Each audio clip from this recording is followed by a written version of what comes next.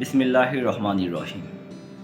প্রিয় দর্শক, আপনারা জানেন 5 আগস্ট, যা আমরা 36 জুলাই নামে চিনি, সেদিন বৈষম্য বিরোধী ছাত্র আন্দোলনের ডাক ছিল লং মার্চ টু ঢাকা। তো আমরা একটা খবর শুনেছিলাম যে 2টায় সেনাপ্রধান জাতির উদ্দেশ্যে ভাষণ দেবে, পরবর্তীতে সেটা 3টায় করা হয়। তো তখন আমি একটা কবিতা লিখেছিলাম, যার নাম আমি দিয়েছিলাম বিজয়ের পূর্বে। চারিদিকে বইছে বিজয়ের সুবাতাস, উড়ছে বিজয়ের পতাকা, জাতির নায়ক হওয়ার অপেক্ষায় জেনারেল ওয়াকার স্যার।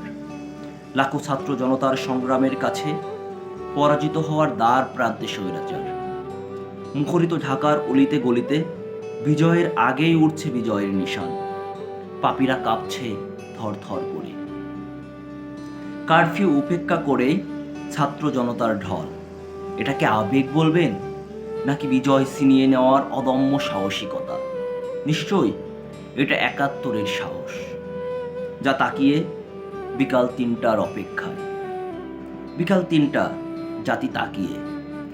হয় মজা করতে হবে, না হলে ধর্ষণ অনিবার্য। নিশ্চয় এ জাতি হারার জাতি না। এ জাতি কখনো পিছুপা হয় না বিজয়ের পূর্বে। যা প্রমাণ করেছিল আকবর শরীফুলরা, তা আবার প্রমাণের থেকে কয়েক মিনিট দূরে। আজ 36 জুলাই। ধন্যবাদ সকলকে।